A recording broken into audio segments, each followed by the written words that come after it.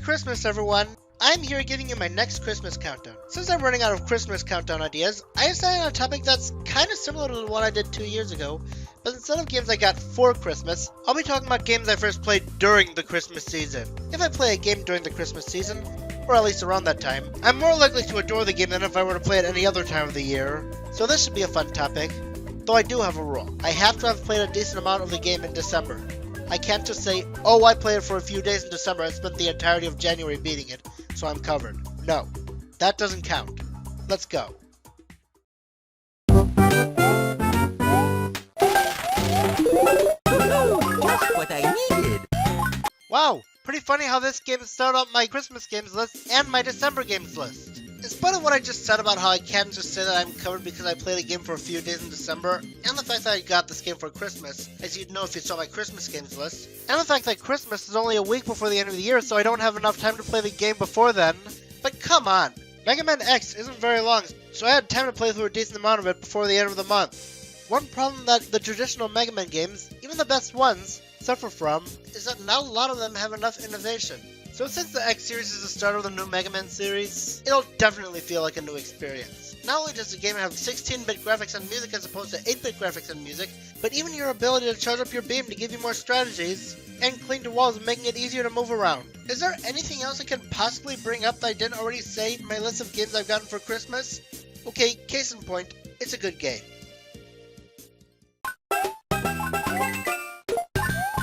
Fire Emblem Blazing Sword is the earliest Fire Emblem game that I own. Okay, maybe that's not true if you count Shadow Dragon and Echoes, but those are remakes of games I obviously haven't played for being Japan only.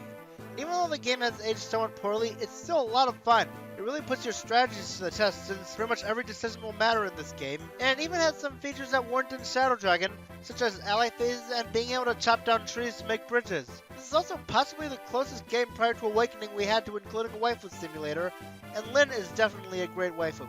Please don't tell Lucina, Azura, and Edelgard that I said that! Also, instead of just one main protagonist, this one has 3, Lyn, Eliwood, and Hector. And it allows for more character interactions through cutscenes, unlike in Shadow Dragon where there were like no interactions between playable characters. Now that's taken for granted nowadays, but back then it was a step in the right direction. Of course it wasn't perfect, you couldn't use a convoy unless it was on the field, when you couldn't even do that until one of the midpoint chapters, and it could be destroyed by enemies. And like in most pre-Awakening Fire Emblem games, there's no casual mode, so characters you lose are permanently gone, which can make the game either really difficult or a big test of patience if you want to restart the chapter and make sure your characters don't die.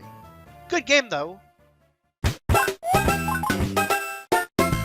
Pretty much every Nintendo gamer who's been in the Countdown community since 2012 should know Kid Icarus Uprising is as well received as it is. Well, most people talk about the humor and characters, and I definitely agree. It does a great job with them.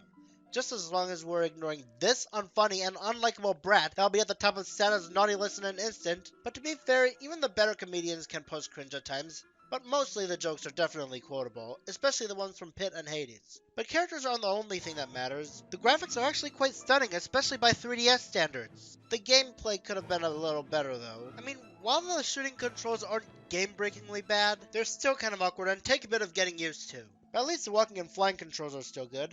It even includes some cool mechanics like bounce pads, grind rails, and actually pretty decent vehicle segments.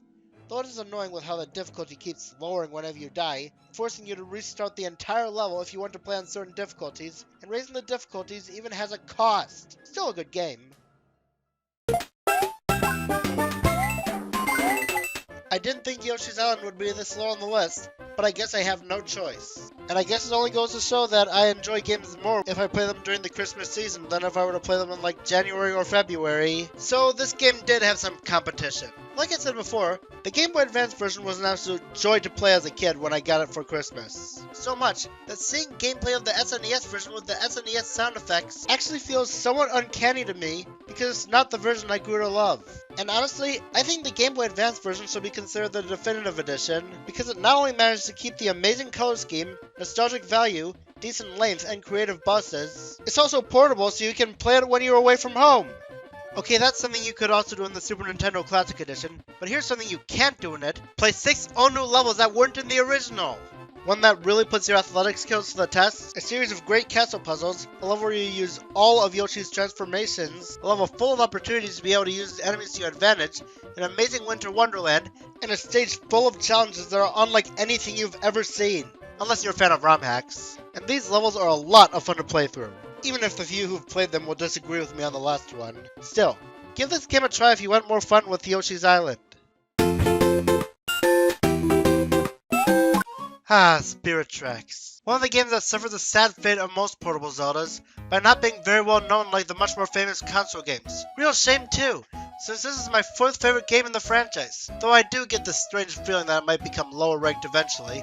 But for now, let's talk about why I love it this much. Well, it's partially because, as I've said 2 years ago, it's because it reminds me of a much simpler time on YouTube. But I don't want to repeat the points I brought up because then this would just be a clone of the entry, so I'll just bring up what else makes it great. The atmosphere of the game, especially by DS standards, and when riding through them on the train, it definitely makes me happy. Especially considering how I think trains are really cool, though the cell shading with the DS limitations does look a bit weird, but only really on Link.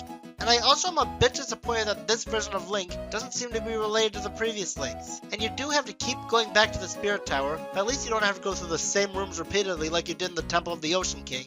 This game may not always do the right thing, but it usually manages to stay on track, and is definitely not a train wreck of a game. My first playthrough of the original Kingdom Hearts was one of my favorite gaming experiences of my preteen years. But yeah, it is kinda outdated. The lip syncing looks uncanny, you can't restart the battles and have to go through the room again in order to reach the bosses, and even some of the Disney worlds have wasted potential. The gorillas don't have any dialogue like in the movie, Pinocchio's world is entirely based on the third act, with very few pieces of source material. We had to wait 9 years to go to the real Neverland, and we spent way too much time with the Queen of Hearts. However, we still get to go to tons of colorful Disney worlds, and even team up with some of the beloved Disney heroes. The bosses are also pretty awesome, with a few exceptions.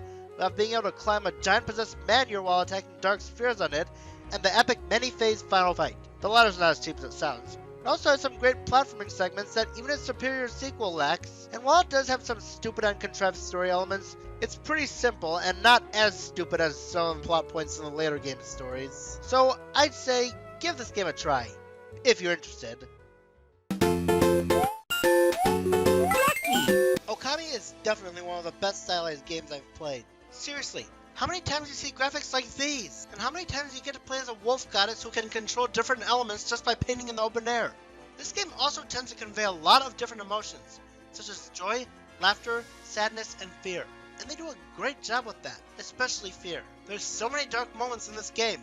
Guess it's only fitting since I first played this game in December 2012, which was the month everyone lied would be the end of the world, but you guys probably don't remember that. Back on point, the soundtrack is also some of the most irresistible I've heard. Sinsu Field, Rising Sun, Kamui of the Northern Land. Need I say more? Though the game does feel kinda lengthy.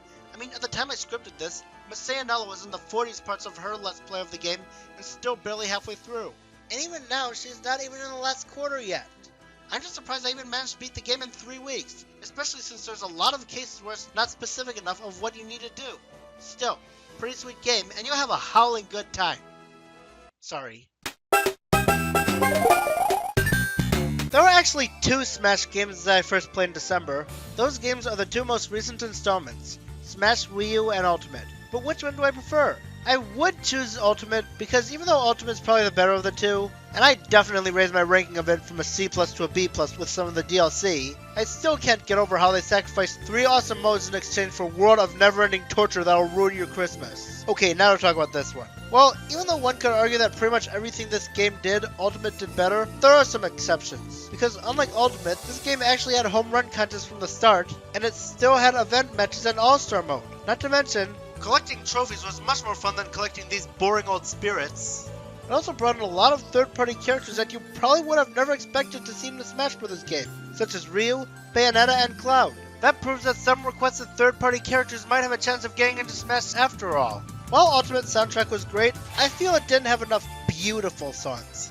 I mean, seriously, when did you ever hear anyone complain that Smash Bros. Songs were too beautiful? This game, however, brought in plenty of beautiful songs. See, composers, a song doesn't have to be all fast-paced and edgy in order to be a Smash Bros. Song. Ultimate is probably the better game overall, and I'll admit I prefer Ultimate's Versus mode, but I personally prefer Smash 4 overall. You've heard the saying better late than never, right? Well, for this one, for me, it was better late than on time. Why? Because at the time that it came out, I had been locked out of my account for 5 months and probably wouldn't have had good memories as I actually do, but thankfully I was able to activate my new one by the end of that month. I was also a bit hesitant to play this game because of the yarn style, but more so because you literally cannot die. But I eventually decided to when December rolled along, and slowly over the next couple years, it weaved its way to my favorite game in the Kirby franchise. Though part of that is probably because I played this in December, which, as I stated earlier, makes me more likely to adore certain games. But what of the game itself? Well, the graphical style combined with how you can't die actually makes the game feel kinda relaxing. Great for the holiday season. The amount of things Kirby turns into through certain moves are just too many to count. How do Goodfeel and HAL Labs come up with this stuff? And the amount of brilliant level ideas they have, including ones that are rare in video games like Sweet Levels and Toy Levels? Genius. I haven't played the side quests though I do think they look boring. But looks can be deceiving, and besides, it doesn't hurt the game itself. It's a great game to play around Christmas time. I had a feeling that Super Mario 3D World would be number 1, but I just couldn't find another entry that deserved this spot more.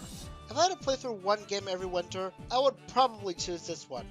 I had pretty decent expectations after playing 3D Land, which was only a B- in my book, so I played Link Between Worlds first, since it came out on the same day as 3D World. But once I got this game, I realized how much of a gigantic improvement it was over 3D Land.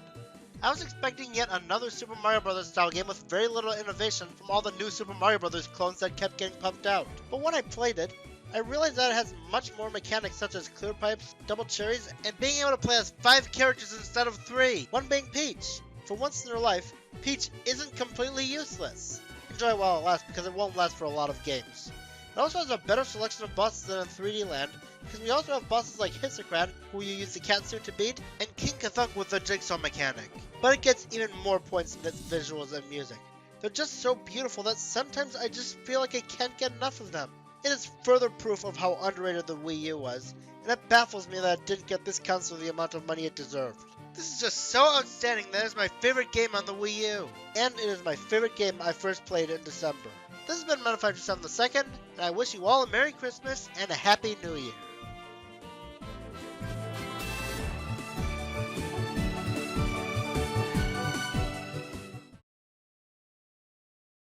Yeah, that's one fine-looking barbecue pit. Why doesn't mine look like that?